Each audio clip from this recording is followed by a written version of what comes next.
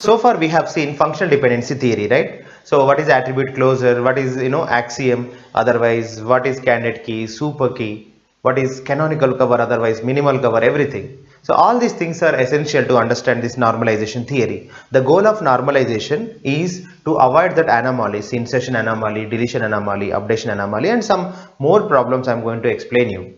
So why so many normal forms is one basic question students will have. That is first normal form, second normal form. Why these many normal forms? Why don't we have only one normal form? So let me restrict myself to only these normal forms first. We have also fourth normal form, fifth normal form. So we see only first normal form, second normal form, third normal form, BCNF first. Later we see that. So why these many normal forms? 1, 2, 3, BCNF. In the theory, first of all, when they started developing the theory related to normal forms, then they first of all said that first normal form was sufficient. After that, they realized that to avoid the anomalies, second normal form is required. But still anomalies are not solved. That means still when your table is in second normal form, so we would be able to see these anomalies. Then third normal form, still all the anomalies are not removed. Then BCNF finally. So BCNF is the last normal form where you can eliminate all the anomalies, insertion, deletion, updation. Okay, so what finally this theory says that these are all are restricting the table and FDs. Example, you have a table. Okay, so the concept of normalization is given a table and you will have some rules with the table, right? Like A to B, B to C. We know that the rules are very important. So when you have this kind of rules, then so you might get anomalies. The only because of functional dependencies, otherwise so because of functional dependencies, I can't say that only because of. So because of functional dependencies also you get anomalies. So that anomalies can be avoided if you restrict these functional dependencies. But sir, if I restrict my functional dependencies, that means if I eliminate some functional dependencies, then my data cannot be legal, because rules are very important for me. Example, car name determines parking area might be very important rule for one company. Then we can't eliminate the rules. Then what are you doing here in normalization? In normalization, we are dividing, otherwise we are decomposing the tables. Example, whenever you have a table with lot of functional dependencies, then we are going to distribute them into multiple tables so that normal forms are satisfied. Whenever these normal forms are satisfied, then automatically all the anomalies will be eliminated. But sir, how to do decomposition? Which rules are causing these violations or anomalies? All these things we are going to see now. So let's begin with first normal form. If you understand these normal forms, you can understand that functional dependencies are causing these anomalies. Let's begin with first normal form. So in first normal form, the rule is like this. In a table, every attribute is atomic. That means you cannot have multi-valued attributes and you cannot have composite attributes. So what is multi-valued attribute? Example, you have a table and in that table, let's say enrollment table. In this enrollment table, you have student IDs and course names which they are registering. That means every student is registering for some courses. So example, if you write this kind of data in your table, student ID 1 and he has taken multiple courses. When a student takes multiple courses, if you write in one field like this, in one particular row, like C, C++, comma, Java, so on. If you write it, we say that this attribute is taking multiple values at a time. So this is called multi-valued attribute. Example, one more example of multi-valued attribute is phone numbers. Example, you are collecting all the students and their phone numbers, right? Then one student can have multiple phone numbers. Then what if you write all that phone numbers in one field? Then we say that such kind of attribute is multi-valued attribute. Okay, it's a property of the attribute. So this is about multi-valued attribute. Now we will see composite attribute. What is composite attribute is it will have only single value, but it will have a structure. That means it takes only one value at a time, but it will have a particular structure that is not atomic. That means, so if I divide that structure into multiple parts, then still I am able to see logical data. That is a concept of atomicness, non-atomicness. So whenever I say my data is non-atomic, then I can further split the data into multiple parts and I can see the meaningful data. Example is multi-valued attribute. Whenever your attribute is multi-valued, then definitely it is non-atomic. Why? Example, see this one, student ID and let's say course names, right? Course names are, let's say, C comma C++. I can take this field C comma C++ and I can divide it into, I can separate them into two parts so that this is meaningful, this is meaningful. It is one course name, this is another course name. So that is called non-atomic. Non-atomic. So what's the problem with non-atomic? We will see. First of all, we understand what is non-atomic. So this is non-atomicness, having multi-valued attributes. Second one, having composite attribute. What is composite attribute, sir? So composite attribute is an attribute which is like address. It will have a structure. Example, see address attribute. Generally, how you write address? Door number 288 and street name, let's say something Doan Street and Hyderabad. So if you write address like this, then this is of course a single address. I know it's not multi-valued, but this address is having further structure. We can divide into multiple parts, three parts. So this part is door number, it has a meaningful data, and Doans, that is a street name, and city name Hyderabad, right? So everything is again, a meaningful information. But you are combining that three meaningful informations into one field, then you face some problems. What are they? I will tell you. So remember that from now onwards, whenever you have a composite attribute, otherwise this kind of multi-valued attribute, then you will face problems. Some students ask this question, sir, there can be multiple addresses per one person, right? Yes, at that time that will become composite attribute, at the same time multi-valued. That means, example, you are writing this kind of data. So it's all about how you write the data. So example, student ID and address. Okay, student ID 1, address 1 you are writing. So this entire structure. Address 2, let's say it has address, this kind of structure, address 1, address 2, address 3. At this moment, every address is composite attribute, right? So that's why. So every address has a structure, that's why it's composite. Since you are writing multiple addresses, it is multi-valued attribute. So an attribute can be at a time multi-valued and composite. Now finally, I don't want them. Why? So if you have that kind of attributes, what happens? We will see. Now we'll see why we have to keep the tables in first normal form. Example, this table is not in first normal form, this table not in first normal form. This is not in first normal form because see, multi-valued attributes. Here it is composite attribute. But what's the reason? We'll see the reason for that. So example, let's say I want to find out the number of students who have taken course C. As a human being, I know that 1 and 2, Raju, Rani. But how you write a SQL query? So maybe your SQL queries are specially designed such a way that it can fetch an entire value C++, correct? We can fetch column name, C name. Otherwise, we can fetch student names. We can fetch student IDs easily. But fetching some, data from this course name, especially like this part, would be difficult. So what I want to say is, so this ordinary SQL constructs will not work. For that we have to write special application program which will fetch this data. That means through the SQL we fetch this column name, C name, course name. Once you fetch it like C, C++, and let me take them into some array, C, Java, B and Java. Later I have to pre-process to fetch only this kind of data, C, C. It will take a lot of time and we need another application program, let's say AP1. So SQL plus application program is required to fetch the students who have taken course C. So that complicates the things, right? So finally, I want to have table such a way that simple SQL language is sufficient to solve, otherwise to write a query. Understand? So that's why I can say that these tables should be in first normal form. That is the major thing. Here also, so I want to fetch some, student names whose address, otherwise here address is a composite attribute. The problem is I want to know the people who are staying in Hyderabad. See here, example XYZ is Hyderabad. Okay, the city name XYZ is Hyderabad. How many people are staying in Hyderabad? 2 people. But how you write the SQL query? So maybe the DBMS which you are using, it will support you to fetch this column, right? You can fetch this data, this data, this data. But so I can say this XYZ is sub data, otherwise sub value in this entire value, correct? So to fetch that sub value from this entire one, then we have to take this string and we have to cut it into desired parts, right? So that requires again application program.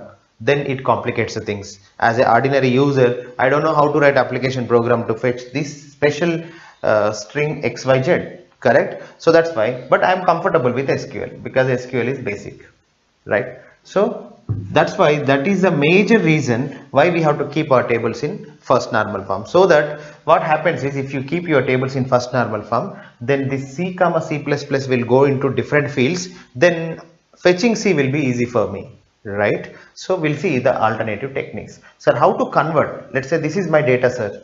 You said it is not in first normal form. Then how to convert?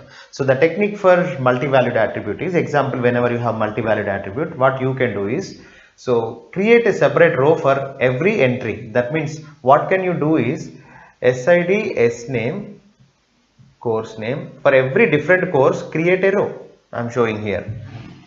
Example, student 1 is taking 2 courses, right? Then you write like this, 1 comma Raju and C, 1 comma Raju C++.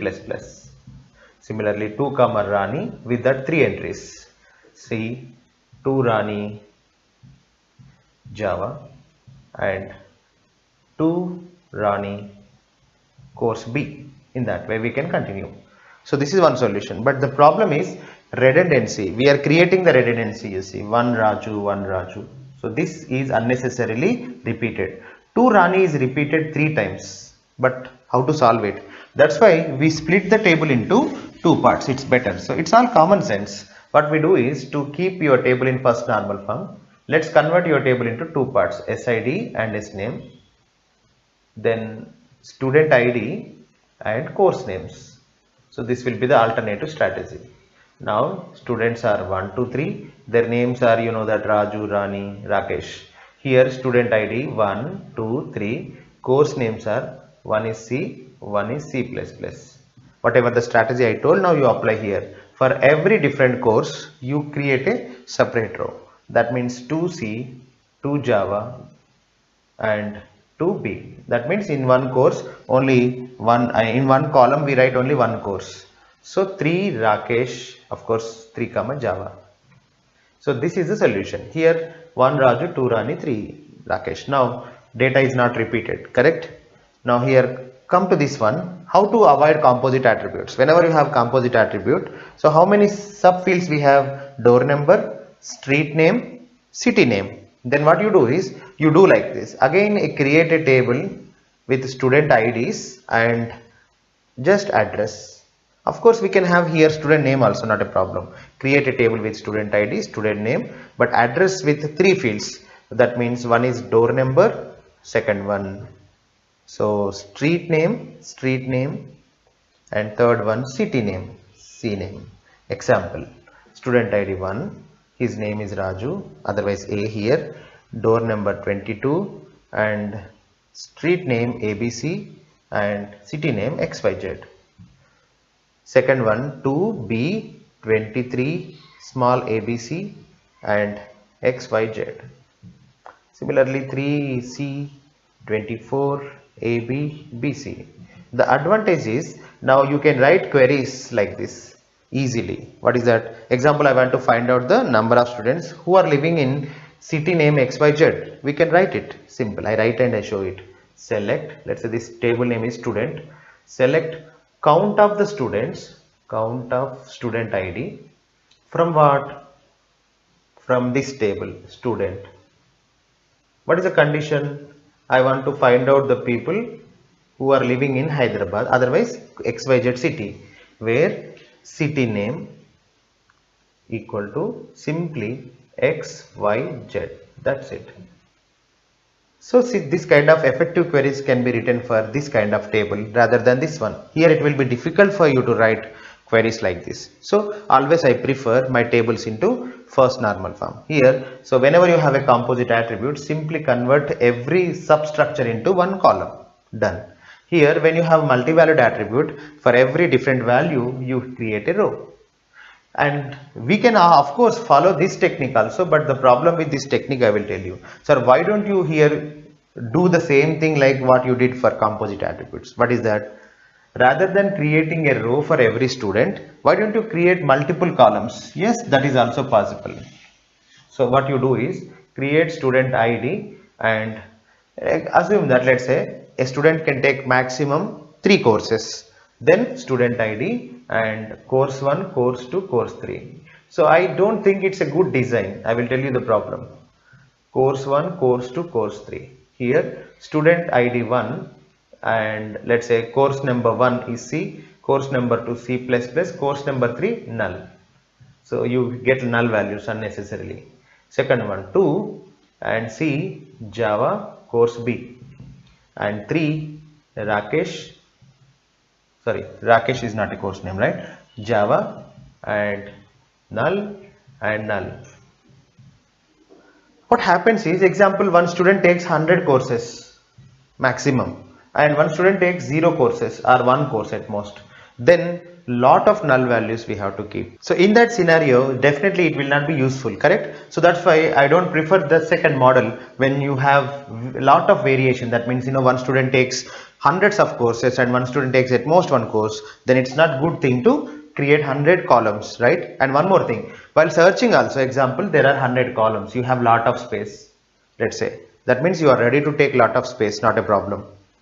Then 100 courses you will be creating, right? C4, C5. Then while writing SQL query, example, you want to know the number of students who take C course, then I don't know which column contains course C. Then we have to write a condition like this, where C1 equal to C or C2 equal to C or C3 equal to C up to C100 equal to C. In that way, in every column we should search for a course, correct? So that's why this is not a good idea. So what I prefer is, so when you have multi-valued attribute, go for creating a row for every course. Now when you have multi-composite attribute, then try to create a column for every substructure. That will be the simple idea to convert a table into first normal form. Now to understand first normal form, you don't require functional dependency theory, right? But to understand second normal form, you require functional dependency theory. That means we are going to use all the functional dependency concepts from second normal form onwards. Now we see second normal form. So what is second normal form is, so a table is in second normal form if there is no partial dependency. First of all, your table should be in first normal form to check second normal form. Not only second normal form, for every other normal form like second normal form, third normal form, BCNF, for everything, first of all your table should be in first normal form. It is very easy to check. Sometimes in the exam they don't mention anything whether your attributes are multi-valued or composite. Then how to decide? Default you take as first normal form. If nothing is mentioned in the exam, your table is already in first normal form. Then we begin the remaining things. So second normal form is nothing but a table is in second normal form, we say, then there is no partial dependency. What is partial dependency? This is partial dependency. X to A is partial dependency if X is a proper subset of some candidate key. I will tell you what is proper subset. So in set theory we use proper subset. That means, example, you have a set of attributes A, B, C. Okay. Then for this, one proper subset is A comma B. Right? It's proper subset. B comma C is proper subset. So proper subset is a subset which is not equal to original set. Other than ABC, everything is proper subset. Like empty set is proper subset, A comma B is proper subset, B comma C is proper subset. In that way, A comma C, set A, set B, set C, all are proper subsets. Now with that concept, what is partial dependency? From now onwards, when you have a rule X to A where X is proper subset of some candidate key, that means we have to list out all possible candidate keys. Then only we can check whether X is proper subset of some candidate key or not. Then A should be non-prime attribute, otherwise non-key attribute. Both are same. What is non-prime, what is non-key, I will tell you. So your attributes are going to be divided into two parts. Some attributes are called prime attributes, some attributes are called non-prime attributes. I will tell you how to divide the attributes into prime and non-prime. Prime attributes also known as key attributes. Non-prime attributes also known as non-key attributes. Once you do the separation of attributes, then your table, in this your table, first you calculate non-prime attributes, then A should be non-prime or non-key attribute. X should be proper subset of some candidate key. Then we say that is partial dependency. But if your table is in second normal form, you should not have partial dependency. Try to understand all the rules, remember them. So let's summarize. Table is in second normal form, then first of all it should be in first normal form, that is compulsory. Then there is no partial dependency. Actually, what is partial dependency? X to A in the rule set, in the FD set, you should have X to A, where X is some set of attributes, A is a single attribute, such that X is a proper subset of some candidate key and A is non-prime or non-key attribute. To understand this entire concept, first you should understand how to calculate non-prime attributes and prime attributes, and you have to calculate all possible candidate keys to find out whether X is proper subset of some candidate key or not. Let's do all these things with one example. Consider this example R A B C D with rules A to B, C to D. Now this table is in second normal form or not is a question.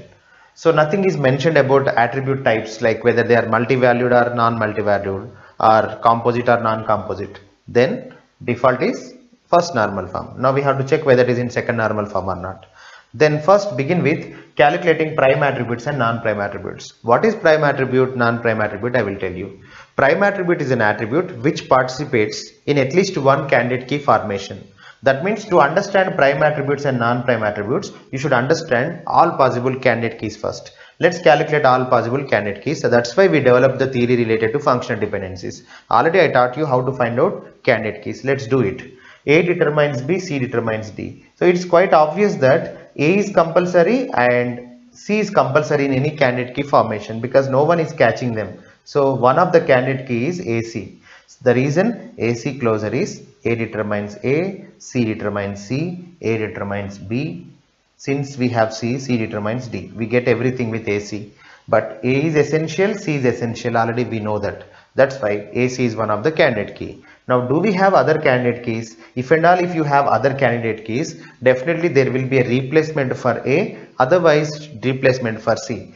Any replacement for A, you should have like this X to A, then we will have replacement for A. There is no rule like X to A, then there is no replacement for A, there is no replacement for C. That means A and C are essential, A and C are sufficient, that means no replacement for them.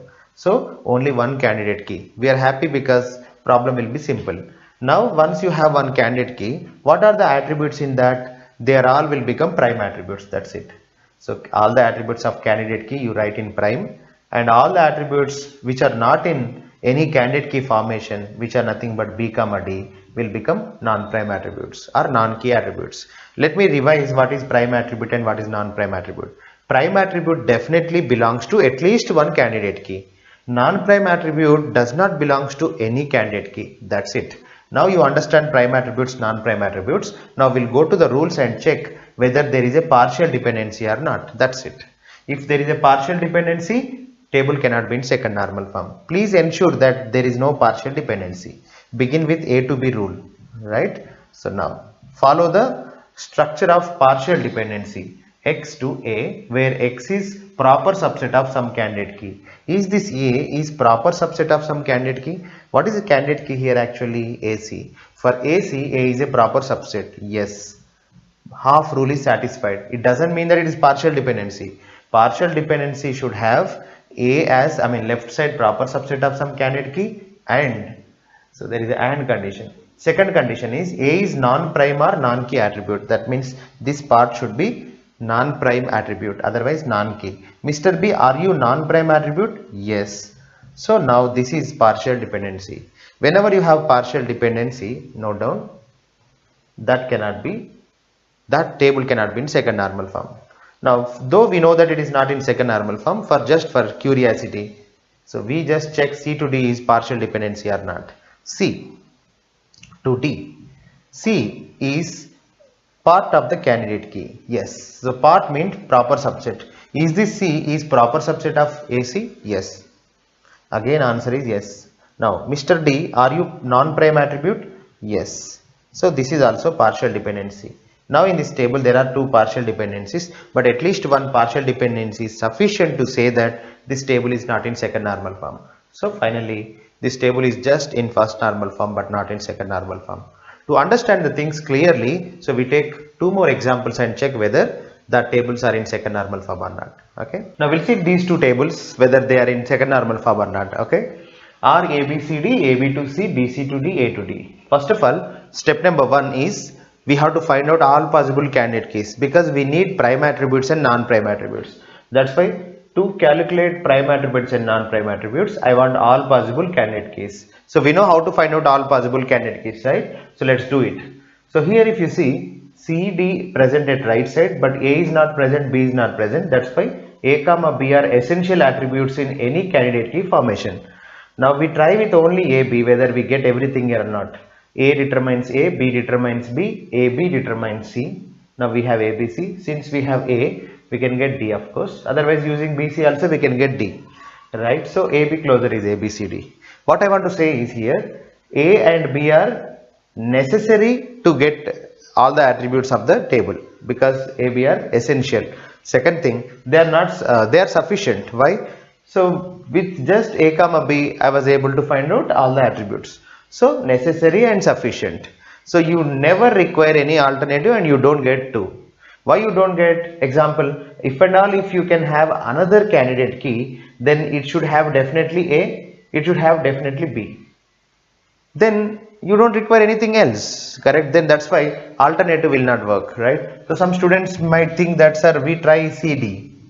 With CD you can't get AB. So that's why any candidate key definitely should have A and B. Now if you add anything, that will become unnecessary, right? Because with AB we can get everything. So AB, when with that if you can get everything, ABC will become redundant. So candidate key cannot have redundant attributes. So AB is the only candidate key. Once you get it, let's keep them in this box. Say prime attributes, also known as key attributes. Now remaining attributes are non-prime. So here this attribute A comma B are prime attributes, C comma D are non-prime. Now start understanding, otherwise start checking the second normal form condition. What is that? No partial dependency. So partial dependency structure is left side part of the candidate key or proper subset of candidate key and right side non-key attribute. Checking right side is easy. First of all, we check right side. If right side is not non-key, then it is not a partial dependency, right? Example here, C. C is non-prime, right? So there is a chance that it is an error. Error means partial dependency. So C is non-prime. If AB is part of the candidate key or proper subset of candidate key, then this will become error. So but AB is not proper subset of candidate key because candidate key is AB and here also we have AB. It is full set, right? Not proper subset. It is full subset. So that's why this is not a partial dependency. In partial dependency, left side you should have proper subset. Let's try this one. BC is not proper subset of AB, correct? Then this is not partial dependency. We are happy that these two rules are not partial dependencies. In second normal form, we should not have partial dependency. Yeah, we don't have now. But we see this A to D. So in A to D, A is part of the candidate key or proper subset of AB, correct? A is a proper subset of one candidate key called AB. Yes or no? Yes. Now D is non-key. Yes or no? Yes. So it is satisfying the partial dependency condition, but second normal form should not have that. That's why this table is not in second normal form because of this partial dependency. Right? Now we'll see one more example. R A B C D with A to B, A to C, B to A. So let's first of all calculate one candidate key. Let me focus on that. Is there any essential attribute? Yes. D is not caught by anyone, right? So no one is catching D, then D is compulsory. D alone is not sufficient because D closure cannot be A, B, C, D. So D is not catching anything. So what we do is we try to add A. We try AD closure. A determines A determines B, A determines C, and D determines D. We got everything, right? So D alone is not doing everything, but with the company of A, it is covering everything. Then I can say that A and D are compulsory. So D definitely compulsory. Without A, D was not doing anything. That's why A is also compulsory. Now I proved that these two are compulsory attributes. That's why this is one of the candidate key. Now we'll try to see alternatives. If and all, if we have alternative candidate key, either A should be replaced or D should be replaced. Do we have any rules where A can be replaced? Yes, B determines A. Then we can replace A with B. Then you get BD. Now same kind of argument. D alone cannot do catching everything. With the company of B, it can do everything. So BD is one more candidate key. So if you have doubts, sir, how can you say this is candidate key? Then remove B and check. Then D alone cannot do. Remove D and check. Don't remove D. What is the reason? D is always essential, right? Because no one is catching D. Then B is compulsory, D is compulsory. So BD is essential and BD is candidate key. Now if and all if there is another alternative, either B will be replaced or D will be replaced or A will be replaced. We'll try. In the rules we have A to B. That means in the place of B we can write A, then you form again AD. So that is already done. So now we have two candidate keys. One is AD, second one BD. Here this is very important, calculating all the candidate keys. The technique is very simple. Calculate one candidate key and see for alternatives. That means if any attribute can be replaced, you replace it. Now here I want to say that, so this replacement already we have checked, right? If you apply here, you get BD, done. Now if you apply A to B here in the place of B, if you write A, AD, this is already done.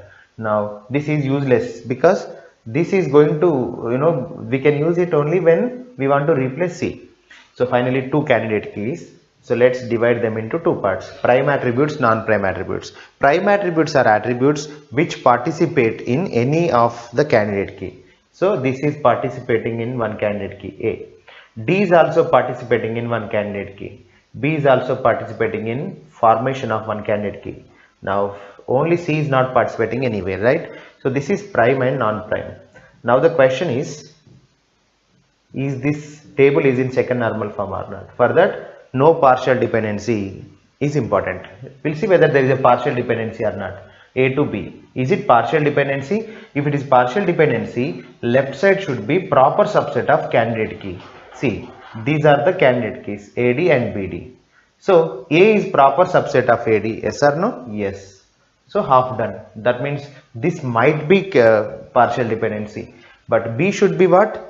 B should be non-key or non-prime attribute, but B is prime attribute, so it is no. Finally, this is not partial dependency. If it is really partial dependency, you should get here yes, you should get here yes. Now A to C, this is yes, because it is part of the candidate key. In this AD it is part, otherwise proper subset, both are safe. Now C is non-prime attribute, correct. So this is partial dependency. Now B to A. B is part of the candidate key, but A is not non-prime attribute. If it is non-prime, then this will become partial dependency, but not partial dependency. In the question, if they ask number of partial dependencies in this problem, only one, right? That is A to C. So finally you understand that there is a partial dependency here. This table is not in second normal form. Okay, let's try to understand third normal form. Before going to third normal form, I would like to summarize about second normal form. Generally, second normal form is only of historical importance. That means no one uses second normal form to keep their tables in normalized form. That means people don't use second normal form to normalize their tables. That is one thing you should remember. But then why we are learning? Reason number one, it is there in GATE syllabus. Second one, historical interest. That means you want to learn the total process, like how this normalization concept is evolved. So first normal form, after that second normal form. So the right normal form is actually BCNF. Of course, sometimes we use third normal form also, but second normal form is never used in the real term applications. That's why. So we just learn third normal form and BCNF. Okay, but why we learn second normal form is only for GATE syllabus, I can say. Let's continue with third normal form. A table is in third normal form if it is in first normal form. That is compulsory for any normal form. And second one, for every non-trivial dependency, there is a rule. Let me stop here. What is non-trivial and trivial dependencies? So trivial dependency is a dependency. Already I taught you that it is implied by reflexive property. Example, A determines A is reflexive property, right? So that's why this is trivial dependency. It is obvious. Every table possesses it. Now example, AB determines A. That is quite obvious. Every table should possess it. So any rule which every table possesses, it's generally because of reflexive property, is called trivial dependency. So you remember in one line, this is an example of reflexive property. This is an example of reflexive property. These rules are implied by reflexive property. Any rule is implied by reflexive property. You know that X determines Y whenever X superset are equal to Y, right? Whenever X is superset are equal to Y, and if you have a rule X to Y, this is called trivial dependency because it is implied by reflexive property. That's it. Now we are only focusing on non-trivial dependencies which are not implied by this reflexive property. Example, A to B, AB to C, that kind of things. So now take any non-trivial dependency X to A.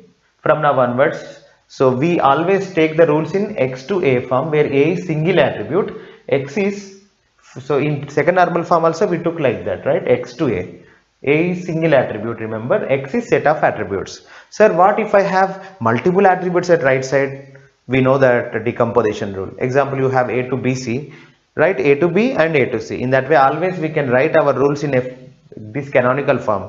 That means left right side single attribute, always we can write. So once you write them, x should be either super key or right side a should be prime attribute.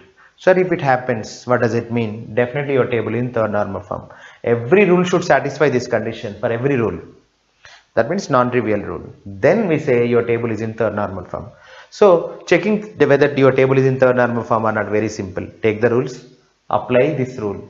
X is either super key or a is prime attribute, mark it. It's good.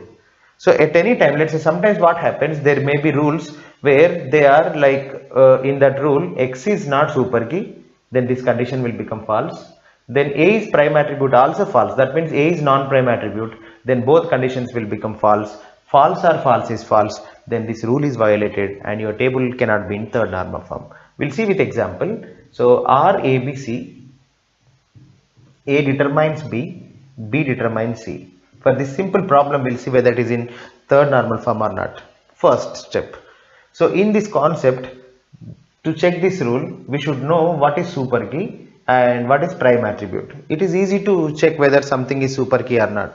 Correct? How to do that? Apply the closure of that. You get all the attributes, that is super key.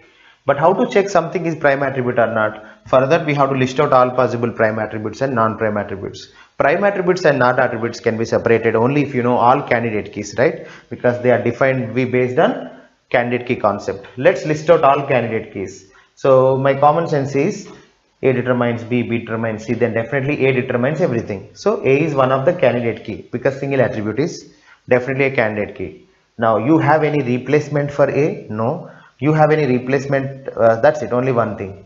So there is no replacement for A, that's why we say that A is the only candidate key. Some students argue that, sir, what about BC? BC cannot be a candidate key even it is not super key, because see the right side. Right side there is no A. That means no one can catch A except A. That means others, BC closure, if you apply you never get A. Then BC cannot be super key. But first of all, if you want to check whether something is candidate key or not, that's supposed to be super key. So since BC is not super key, how it can be candidate key, right? So that's why only one candidate key is possible, that is A. Now no replacement is possible for A because no one is catching A. Example, if you have something like C to A, then we replace A by C. But there is no such rule now. So only one candidate key. Take two bags. One is prime bag, second one non-prime bag. In prime we write A, in non-prime we write B comma C. Now the question is this every rule satisfy 3NF condition? This is 3NF condition. Let's check.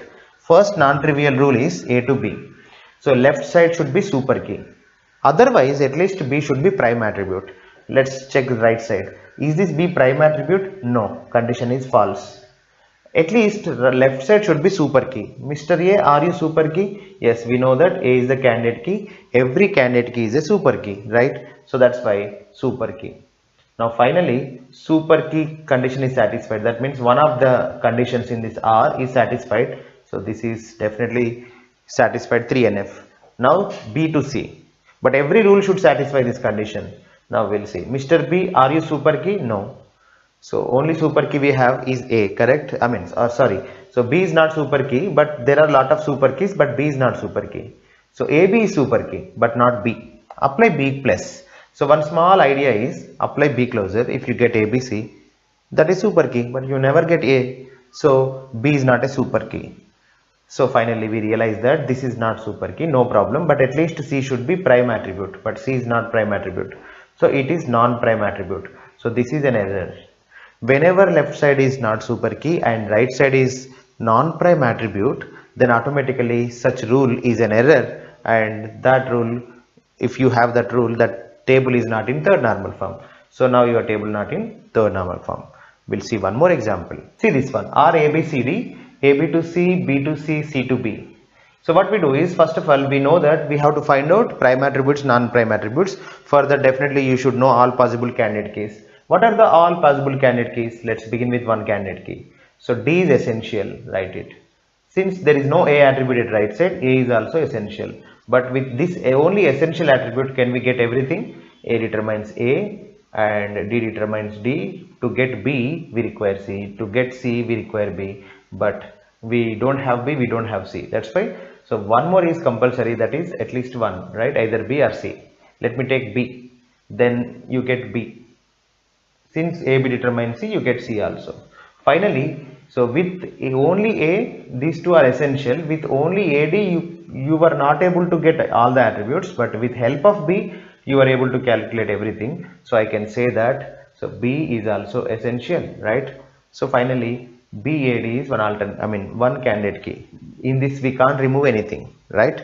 Now, is there any alternative either for B or A or D? However, for A comma D, there is no alternative. For B, we have an alternative. What is that? C. Then you get CAD. Now we can argue that AD are compulsory, but AD alone are not catching everything. So C is also compulsory. So finally CAD are compulsory. We can't remove anything from that. There are two candidate keys. Remember, BAD, CAD. Now prime attributes are A comma B comma C comma D, because all the attributes which participate in at least one candidate key formation. Now prime, non-prime. This is prime, this is non-prime. In non-prime we have nothing. Remember. Let's begin the theory. So what is that? Every rule should satisfy 3NF condition. What is that? At least left side should be super key, otherwise right side should be prime attribute, right? So obviously we don't have non-prime attributes, correct? Then definitely every time right side will become prime attribute. That is enough, right? Prime attribute is right side, then our condition will be satisfied. So we don't require to check left side, right? If left side is super key or not, doesn't matter. Right side should be prime attribute, right? So yes. So automatically 3NF rule is satisfied. Now we'll come here. R A B C D, A to B, B to C, C to D, D to A. Let's begin with this. So here, first of all, we have listed all candidate keys, right? My doubt is A is one candidate key, correct? A determines B, C, D here. So A is one candidate key. And any replacement for A? Yes, D determines A, then D will become candidate key. Any replacement for D? Since C is catching D, C is one alternative. So C is one more candidate key. Now any replacement for C? B. So any other replacements? No. When you have finally four candidate keys, right? Now prime attributes are A, B, C, D. No non-prime attribute. When there is no non-prime attribute, you can't violate the BCN 3NF rule. What is 3NF rule? X to A, where every time X is either super key or A is prime attribute. So definitely A is prime attribute every time. So this table is also in third normal form. No doubt on that, right? In that way, easily we can check whether given table is in third normal form or not. Right? Let's see small concept called transitive dependency. Don't get confused between transitive dependency and transitive property, but they are quite related. So what is transitive dependency is, for that you should understand that X is some set of attributes, Y set of attributes, Z is set of attributes. X determines Y, but Y is not determining X. Remember it. So X, Y, Z are three random set of attributes where X determines Y does not determine X, but Y determines Z. So finally X determines Y determines Z, where the necessary condition is this Z is not part of X and Z is not part of Y. That means the attributes of Z does not contain in X. That means Z is not subset or equal to X, Z is not subset or equal to Y. To understand these many conditions, we'll take one example. Let's say X is A, fine, Y is B and Z is C. Let's blindly execute and let's blindly apply these conditions. So X to Y, that means A should determine B, fine, and Y should not determine X. That means there should not be a rule called B to A. Yes, we don't write. Next, Y to Z. So Y is B and Z is C, B to C. Whenever you have A to B, B to C, and one more thing, that Z, whatever we are talking about, C should not be subset or equal to X. Yes, C is not subset or equal to A, C is not subset or equal to B. In this case, we say that this A transitively determines C. Otherwise we write C transitively dependent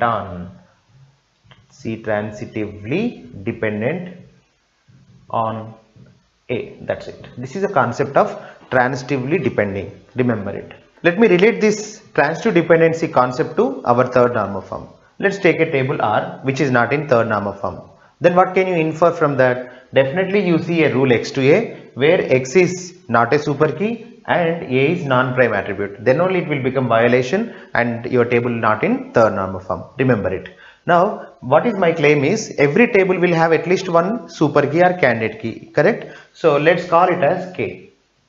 So what I want to say is your candidate key K determines X. What is the reason? Super key determines or candidate key determines every attribute of your table. Then since X is set of attributes of your table, then definitely K determines X. That is obvious, right? Now finally you realize that K is candidate key. K determines X definitely, and we already know that there is a rule called X to A which is violating third normal form condition. Remember these two. Now, whenever K determines X and X determines A and X does not determine K. Sir, how can you say that X does not determine K? I will tell you. So really what is X? X is not a super key, right? So if X is not a super key, then X cannot determine candidate key. If X determines candidate key, what happens? I will tell you. Example, let's say your table's attributes are A, B, C, D. Okay. So K really determines A, B, C, D, then only that will become candidate key, correct? That is a property of any super key or candidate key. Now, indirectly, really X determines K is correct. Okay, then X determines A, X determines B, X determines C, X determines D, then X will become super key. But we know that X is not a super key, so X should not determine K. That is one important thing. Let's summarize it. Finally, you know that this is obvious fact. Every key determines all the attributes of the table, so X. Now X determines A is one our rule which we are concerned. Now X determines K, X does not determine K, just now we proved, correct? So when we have these three, so this is called transitive dependency. Already I explained you what is transitive dependency. Whenever you have K to X, X to A, but X does not determine K, then we say that A is transitively dependent on K. Let me write it. So here I can observe that A is transitively dependent on K, correct? Now, this is one important observation. Always we can observe whenever your table not in third normal form, correct? Remember it. So what is A and what is K? Here A is non-prime attribute. So finally, some non-prime attribute here, what is happening? Just see. Non-prime attribute is transitively dependent on K. What is K? Some candidate key. So this is one more way of explaining third normal form. What is that? Whenever a table is not in third normal form, then you will see one non-prime attribute, correct, that is transitively dependent on some candidate key. So some authors define third normal form in this complex way, but we should know this complex way also. Sometimes in GATE questions they ask theory questions, which of the following is true about third normal form, and they give options like this, and one of the correct option will be like this. So some non-prime attribute is transitively dependent on some candidate key, then that table cannot be in third normal form. So you tell me, when can I say my table is in third normal form with this concept? So this should not happen. What is that? No non-prime attribute should transitively dependent on candidate key. If any non-prime attribute is transitively dependent on K, what happens?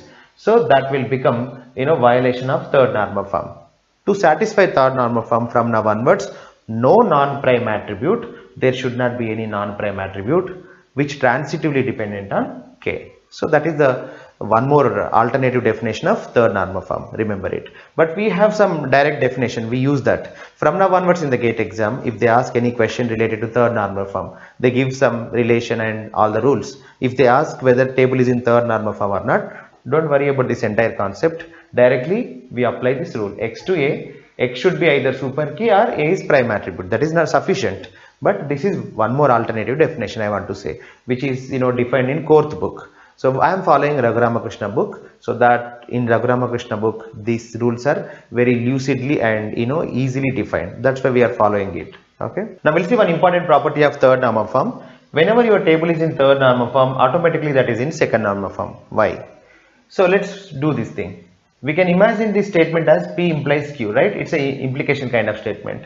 So really this statement is false. But I said it is true, right? Then why I'm saying it is false? This is called proof by contradiction method. We assume that it is false first of all, but really it is correct statement. So we can't prove that it is false. Let's try that, okay? So you observe that it is false first of all. If really it is false, then P should be true, Q should be false. This is the only way we can make it false. Remember, to make P true, table should be in third normal form. Remember it. So now your table is in third normal form. This is your table. It is in third normal form. Q is false. Let's try that. For that, it is in second normal form is false. That means your table not in second normal form.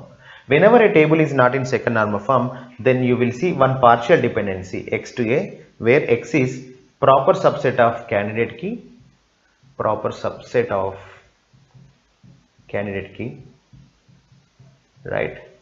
A non-prime attribute. You definitely see this, right? Yes, successfully assume that we have such kind of partial dependency. Then second normal form is violated. Then we got here false. Our target is getting false here, getting true here. This is the only way we can make this kind of statements false. I'm trying that now. But automatically this cannot be true. Why? So we'll see. Really your table is in third normal form. Then this x to a should satisfy third normal form condition. What is third normal form condition? Every rule such a way that x is either super key or a is prime attribute. Since already in partial dependency a is non-prime attribute, then this cannot be prime attribute. So prime attribute condition become false.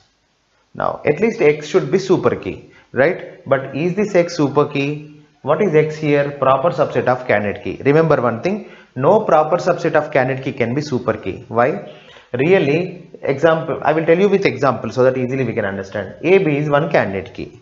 What is one proper subset of this AB? A, right? If A determines everything, right, then how AB can be minimal, correct? So AB is a candidate key, then it should be minimal set of attributes which catch everything.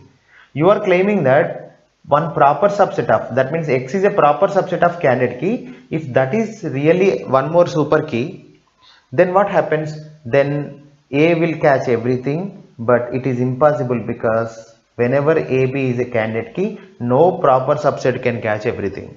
Correct? There is no redundancy in candidate key. That's why no proper subset of candidate key can become super key. So X is not a super key. If X is not a super key, then this also will become false. Please recall third normal form rule. Left side should be super key or right side should be prime attribute. But A is non-prime attribute and X is not a super key if this is partial dependency. Whenever there is a partial dependency, finally automatically 3NF will be violated and this will become false. False implies false is true, right? Let's summarize. You thought this is wrong. For that, left side should be true, right side should be false. This is the only way we can make it false. Then whenever I took left side true, right side false, then table is not in second normal form. Then you will see this structure which is partial dependency. But that partial dependency automatically making your table in not in third normal form, right? So what is my final conclusion is partial dependency is automatically becoming error of third normal form. That's why in one word I can say that if your table is not in second normal form, there is a partial dependency that will make an error in third normal form. Automatically your table cannot be in third normal form. So that's what I'm saying. That's why whenever your table is in third normal form, automatically your table will be in second normal form. We can write this statement in alternative way. If table is in not in second normal form, both are same. If table is not in second normal form, then automatically it is not in third normal form. It is not in third normal form. It is very easy to understand why whenever table is not in second normal form, you will see partial dependency. That partial dependency violates automatically 3NF condition. So table not in third normal form. Sir, is this statement equivalent to this statement? Yes. In propositional logic, already I told you that whenever P implies Q is true, then negation Q implies negation P also true. Now this is P, let's say this is Q, okay? So P implies Q.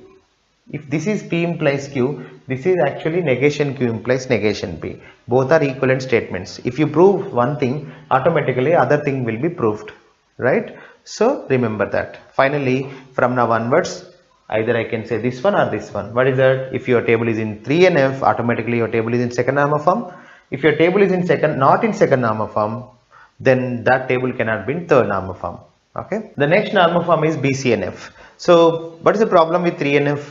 3NF also cannot avoid always anomalies. Like sometimes if your table is in third normal form, still you can have anomalies. That is what observed by Boyce and Code. These two mathematicians realized that whenever your table is in third normal form, still we can face insertion, updation, deletion anomalies. Okay, so that's why BCNF is proposed. We will see BCNF rule. It is stricter than 3NF. What is that BCNF rule? For every non-trivial dependency x to a in the table, this should happen. What is that? X is super key. So did you remember 3NF condition is either x is super key or a is prime attribute. Here it's strictly x should be super key. That's why I can say that. So BCNF has stricter condition than 3NF, because in 3NF we have R rule, like x is super key or a is prime attribute. At least one of them is enough, correct? But here definitely x should be super key. That's why if your table is in BCNF, automatically your table will be in 3NF. We'll see that later, but we check one example, like whether this table is in BCNF or not. Blindly apply this rule. X should be super key every time. This is x to a for me, this is x to a for me. Let's try one by one. So here you don't require prime attributes, non-prime attributes, everything. That's why to check whether a table is in 3 BCNF or not, we don't require to find out all possible candidate keys. Directly we check left side, x is super key or not. AB, Mr. AB, is it super key? We have one easy method to check whether something is super key or not. Apply AB closure. You should get ABCD. A determines A, B determines B, AB determines C, since C determines D, so AB determines everything. So AB is a super key. Correct. Now C determines D. Apply C closure. So C determines C, C determines D. Not more than that. C is not a super key. So violation. So this is the violation of BCNF. Now let me ask you one question. Is it at least in third normal form? We will see. What is third normal form condition? Left side is super key or right side should be prime attribute. So whenever BCNF condition is satisfied by one rule, then you don't require to check for 3NF, because BCNF has stricter condition. Already AB to C is satisfied that strict condition, then automatically that loose condition of 3NF will be satisfied. Now since this is violated by BCNF, we have to try whether it is at least satisfy 3NF. See, left side, is it super key? No. At least D should be prime attribute. For that we have to list out all possible candidate keys. So what are all the possible candidate keys for this table? We'll see. One is AB, definitely correct, because AB determines everything. Now A is essential, B is essential, because no one is catching A and B. So AB is definitely one candidate key. Now any alternative for A, no one is catching A, no one is catching B. We can't replace neither A nor B. So that's why AB is the only candidate key. Now prime attributes will become AB, non-prime attributes are CD. Let's begin the story. So to check whether C to D is in third normal form or not, so first we'll see C. C is not super key, we know that already.